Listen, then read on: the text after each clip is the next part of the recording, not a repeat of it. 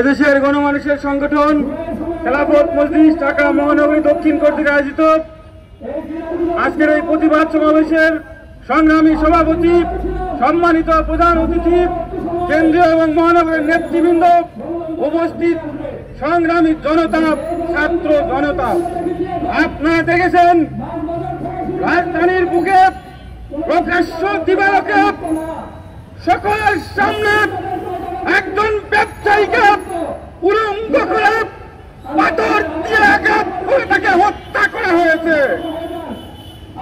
সংগ্রামী সাথী বন্ধুগণ,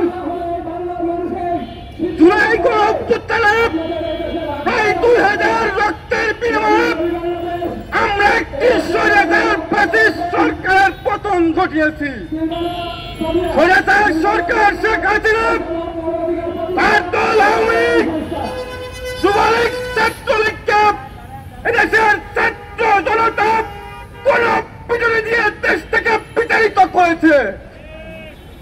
আমরা আশা করেছিলাম, রক্ত দিয়েছিলাম, যুদ্ধ করেছিলাম যেন এদেশের ক্যাম্পাসগুলো বৈষম্যহীন ক্যাম্পাস প্রতিষ্ঠিত হয়। আমরা আশা করেছিলাম এদেশের মানুষের ভোট এবং বাজার অধিকার প্রতিষ্ঠিত হবে। আমরা আশা করেছিলাম এদেশের মানুষের ত্রাণ এবং মানের নিশ্চয়তা হবে। কিন্তু আজ আমরা কি দেখছি? রাজধানীর মিটফোর্ড হাসপাতালের এলাকায় প্রকাশ্য দিবালোকে রাজধানীর বুকে পাথর দিয়ে একজন ব্যবসায়ীকে হত্যা করা হচ্ছে। আজকের এই প্রতিবাদ সমাবেশ থেকে এই হত্যাকাণ্ডের তীব্র নিন্দা ও প্রতিবাদ জ্ঞাপন করছি। অনতি বিলম্বে এই সন্ত্রাসীদের গ্রেফতার এবং দৃষ্টান্ত শাস্তি দাবি করছি।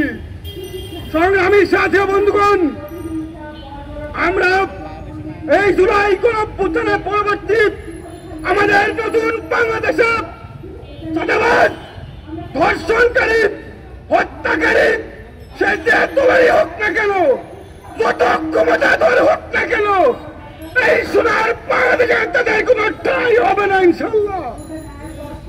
সংগ্রামী জনতা, সর্বশেষ স্পষ্ট ভাষায় বলতে চাই, শেখ হাসিনা, তার দল আওয়ামী লীগ, যুবলীগ, ছাত্রলীগকে এদেশের ছাত্র সমাজ যেভাবে বিতাড়িত করেছে, আমরা যদি আওয়ামী লীগের ওই বইটা হাতে কেউ সঙ্গে আসার চেষ্টা করে, আবার এদেশের ছাত্র জনতা তাদেরকে এদেশ থেকে বিতাড়িত করতে বাধ্য হবে।